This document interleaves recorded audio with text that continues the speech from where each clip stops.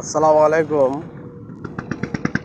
আমি যেখানে আছি এখানে জায়গাটার নাম মোল্লা বাজার। তো আপনাদের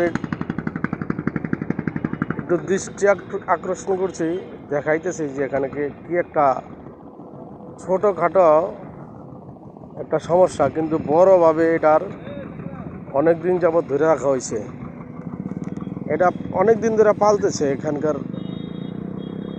মান্যগণ্য ব্যক্তি যারা আছেন। এই জিনিসটা দেখেন, এই যে দেখেন এখানে,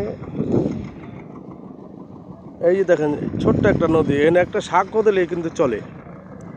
একটা সাক্ষ্য দিলেই মানুষ মোটামুটিভাবে চলতে পারে। তারপরে এটা আজকে মনে হয় যে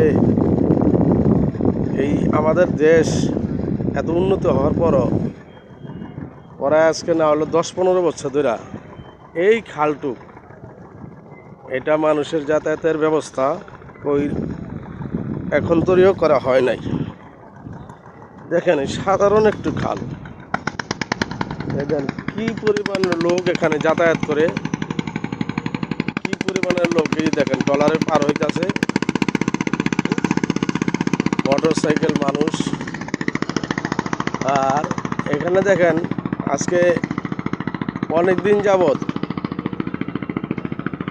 এই যে ব্রিজের কাজটা ধরা হয়েছে, ব্রিজটা কয়েক বছর ধরে ব্রিজের কাজটা এত স্লো, মানুষের দুর্ভোগ কিভাবে কমবে এই চিন্তা করো নাই। দেখেন এই ব্রিজটা কিন্তু হয়ে গেলে মানুষের অনেক সমস্যার সমাধান হয়ে যায়, চলাচলের ব্যবস্থা হয়ে যায়। এই যে কতটুক জায়গা দেখেন এখন ধরেও এটা একবারে ধীরগতি কাজ, মানে কাজ চলতেই আসে না। যেমন হয়তো হয়, করে তো করে, অবস্থা কি একটা অবস্থা দেখেন। তবে মানুষের সরকারের দৃষ্টি আকর্ষণ করছি যাতে দ্রুত ব্রিজের কাজটা হয় এবং জনগণের সমস্যার সমাধান হয়, এটা আপনাদের প্রতি আবেদন করছি। অবশ্যই আপনারা দৃষ্টি আকর্ষণ করবেন।